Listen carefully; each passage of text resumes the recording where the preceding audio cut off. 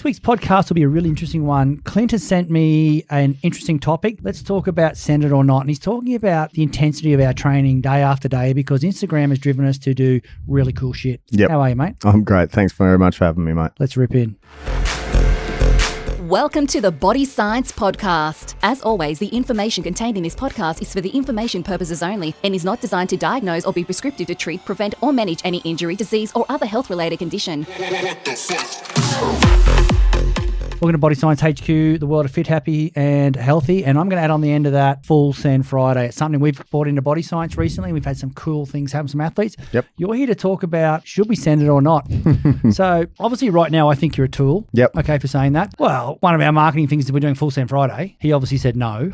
And this is how the topic came about. Like if this is going to be a shit podcast, tune out now. But for those people out there that are sending it a lot, Yep. and like we talk about how do you train? Yeah. I do HIIT style training. Yep. Well, you and I both know from a scientific I'm laughing because I say it too. But from a scientific perspective, HIIT is devastating. Like Yeah, you absolutely. are throwing down Yep. and throwing up on a Yep. true HIIT session. Yep. Look, and I guess where, as you said, where this came from is, we were having conversation based on me coming up to do some other stuff. And you said there's no chance that I'll be involved in Full Send Friday because I don't enjoy that. Yeah. Now, I guess You lift heavy shit though. That's I the just thing, like to lift yeah. and heavy, Yeah, like, exactly. and I get that it. to me means that, I'm sitting down having a 3-minute rest at minimum between each set, Yeah. which might be a grand total of 2 reps. Yep. But the point that I guess, we wanted to make is where does that fit?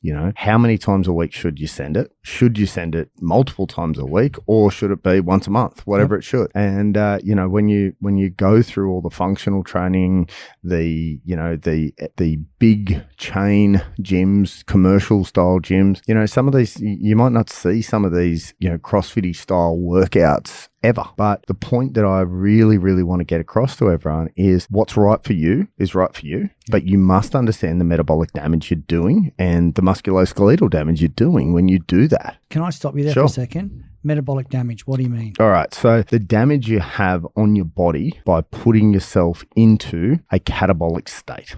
Yep. Okay. So catabolism is basically chewing out your own muscle as a fuel. Yep. Okay. And that's trying to make it as simple as possible. The purists out there will be disappointed in my explanation, but the podcast is here to educate and start that process with people. So what we're looking at there is what does that actually do, right? So that means that when you're at that high voltage, high volume HIIT session where you're about to vomit and so on and so forth, your body is using almost anything it can get for fuel. So it starts to catabolize. It starts to chew out your own muscle fiber as a fuel source. So where does that become detrimental? Well, that becomes detrimental after about sort of, 3 to 5 times of training a week, and 1 to 2 of those being a full send. Okay. Now by full send, I mean, you're going pretty close to vomiting. Like you are going to that point where, you might see stars, et cetera, and you're really, really pushing for that. Now, clearly one of the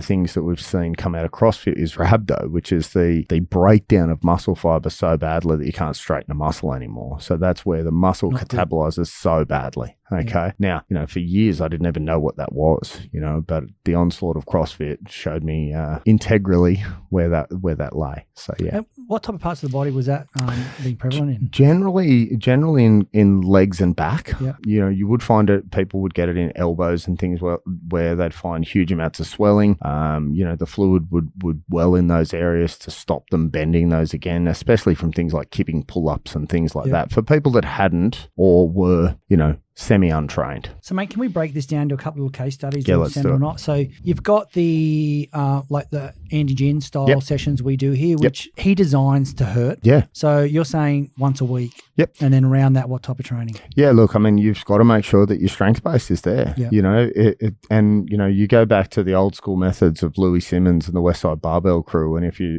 don't know who the Westside Barbell Crew are, I would certainly urge you to do a little research in that fact, and we'll add those to the notes. notes. They had 4 sessions across the course of the week. One was a max effort session, which means you're going for your 1RM style lift. One was a max endurance session. So you would be doing, the same 4 lifts, your core lifts, but you would be doing them back to back to back, where you would be doing high reps. Then they turned one of them into basically a circuit. So it was a muscular endurance circuit. And then finally they'd finish out with some type of combination of 1 to 2 of those lists as a, long, slow, tedious part of the week. So their version of Send It was going for a max once a week. So so you've also got to remember the terminology is based around what the goal is again. What about a sprinter? Okay. So I guess, if you're looking at a sprinter, most of those, if you go as far as the, Usain Bolts and those kind of guys, there was a famous, I guess, media stunt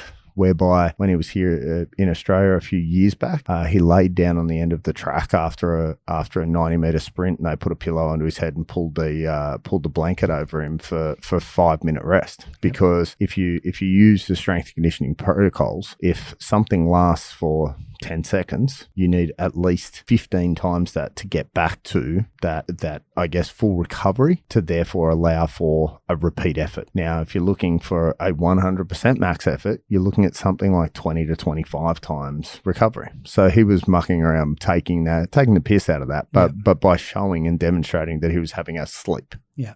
And I guess that's along the lines where you mentioned earlier that you might do 2 lifts and wait 3 minutes to go again. So the same type of theory is in play here. So you get full glycogen replacement and therefore no metabolic damage. What about a footy team? If you're coaching a footy team, obviously every now and then you got to do a full send, like you say, let's do this at full speed, full max. Like, how's that work? In conversation, obviously here on the Gold Coast at the moment, I'm going to pop down to the Titans this afternoon to see my good mate Clint Hill, who's the head S&C and head of high performance down there. And we actually had this exact conversation, how regularly should you send it in the gym and how regularly should they send it on the field? Now, these are professional athletes, and even he uses your game day should be your full send, right? So everything builds towards that. Then you have a little taper for 1 or 2 days beforehand so that you're ready and you're fully replaced, ready to go. So they're, let's say they play on a Saturday, probably their Tuesday session is going to be their closest to full send, and that's probably an RPE of 8 or 9. And RPE is rate of perceived exertion. So how hard you perceived that particular session to be. And that would explain why most weekend warriors and semi-professionals train Tuesdays. Yeah, 100%. So a bit of science behind that. Absolutely. It's not just a day of the week we pick. Yeah, you bet. Mate, anything you want to drop at the end of that, send it or not? Obviously, you've chosen not. Yeah, of course. We get that. Yep. So I made sure that my trip was and truly timed around. Let's talk about you're about big Olympic lifts. Let's talk about send it or not in that space. Yeah. So again, I try to get all of my guys who are competitive Olympic lifters. So they're only allowed to go for maxes once a month. So, because we need to build slower. Back a lot? All the time. Especially the younger males, in that sort of 18 to 24-year-old age bracket, because testosterone's high, ego's potentially higher, so therefore we're he's not a social media coach, because he's definitely not pumping out the Instagram there. Yeah, well, one of these days I'll be even semi-decent at social media, so yeah. Well, mate, that's been lots of knowledge bombs. I think that's a really cool concept to say. So once again, listen back to the previous podcast with Clint to talk about how much is the right amount, and put those two together, send it or not, right amount, and you'll also find some great recovery tips from that last podcast. Yeah, absolutely. Yeah. Thanks for coming on board, mate. Anyone out there, please subscribe. We love when you subscribe. It means we can bring people like Clint and all the family of Body Science together to do these podcasts. Hey team, it's Greg from Body Science here. The Hydroxyburn Shred is back on shelf. It's our new therapeutic, has all the taste. And if you're looking for a better thermogenic, we've really pushed for the pursuit of a better thermogenic. Full disclosure on the labelling. What do we mean? Caffeine levels have changed. We all know the rules have changed. The ingredients have changed. The claims have changed. We have a clean label with premium quality ingredients for you. So what does that mean for you? You can look at things like metabolism, energy, sugar metabolism, fat metabolism, cognitive function, thyroid, and just general health and well-being, and it's all on the label. If you're taking a fat burner now and it doesn't say it on the label, have a look at it and go, why? Get on board.